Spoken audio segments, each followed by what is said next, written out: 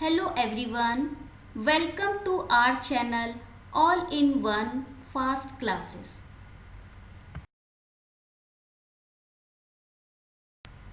आज हम लोग बात करेंगे आपके बीएड कोर्स के first paper knowledge and curriculum के बारे में। नॉलेज क्या होती है, उसका कंसेप्ट क्या होता है और साथ ही एपिस्टेमोलॉजी के कंसेप्ट के बारे में हम लोग टॉपिक 1 यानी कि इससे पहले वाली वीडियो में पढ़ चुके हैं।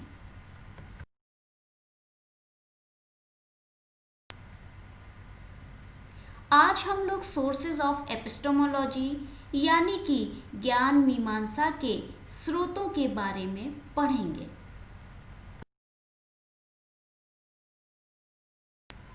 पहला सोर्स है द सेंसरी एक्सपीरियंस, जिसे हिंदी में इंद्रिय अनुभव कहा जा सकता है। तो आइए समझते हैं कि ये सेंसरी एक्सपीरियंस क्या होता है। As we know very well that all objects of the physical world are known only from the senses, कि संसार में फिजिकल फॉर्म में जितनी चीज़ें व्याप्त हैं उन्हें हम अपने सेंसेस के द्वारा ही जान सकते हैं।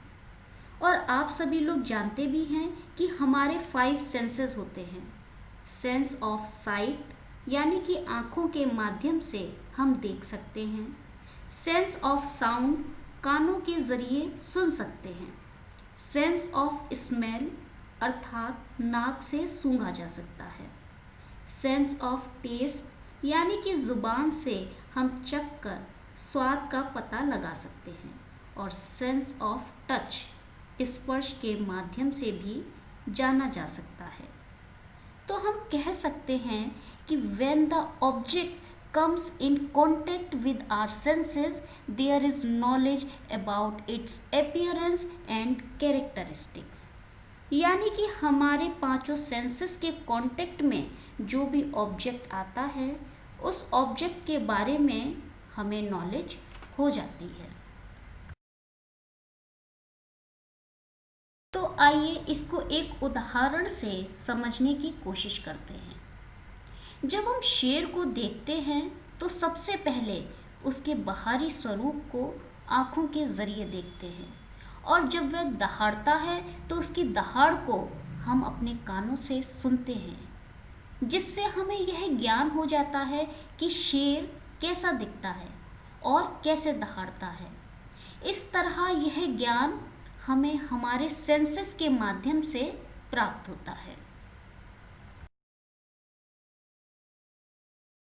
The second source of epistemology is testimony, यानी कि साक्ष्यों के आधार पर ज्ञान प्राप्त करना।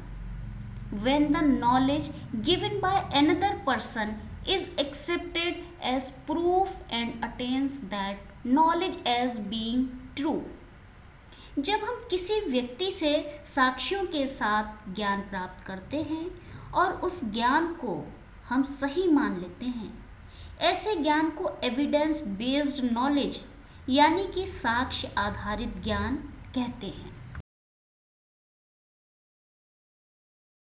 उदाहरण के तौर पर देखें कि जैसे हमने भगवान कृष्ण को देखा नहीं है, लेकिन उनके बारे में जिस तरह सूरदास और वेदव्यास जी ने अपनी रचनाओं में बताया है वैसे ही हम मान लेते हैं। जैसे कृष्ण जी का रंग सांवला बताया गया है और उनके द्वारा मोर के पंख का मुकुट धारण करने की भी बात कही गई है, और साथ ही उनके द्वारा पीले वस्त्रों को धारण करने की भी बात बताई गई है। तो कहने का मतलब है कि यह ज्ञान हमें सिर्फ साक्ष्यों यानी कि सूरदास के द्वारा लिखित रचनाओं के जरिए ही हुआ है।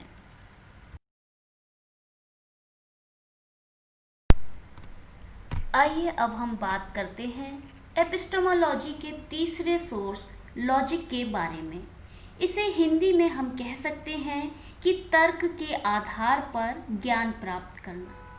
As we know that logic is also considered to be the main source of knowledge, when we have a direct experience in relation to an event and it is considered logical, then a new conclusion is presented to us.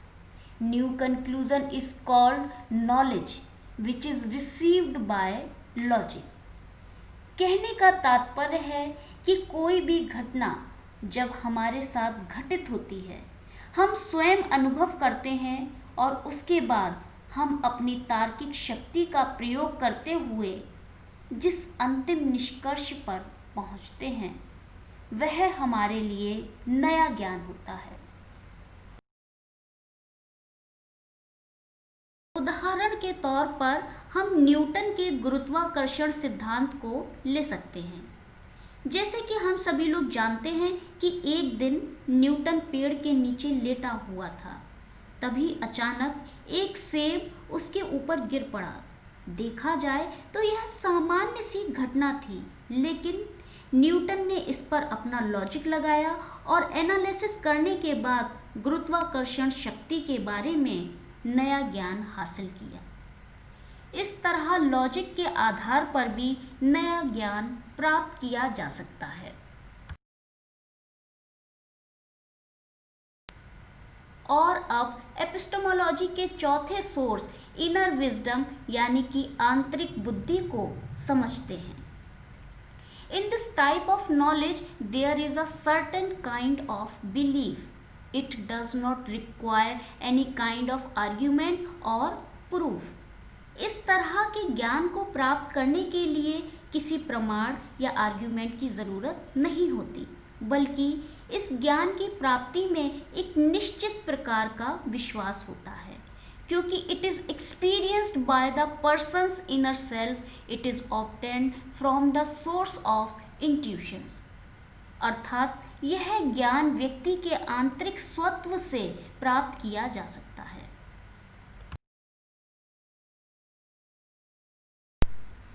इसको उदाहरण से समझ सकते हैं कि जैसे हम सभी जानते हैं कि अगर भगवान से सच्चे मन से प्रार्थना की जाए तो भगवान ज़रूर सुनते हैं।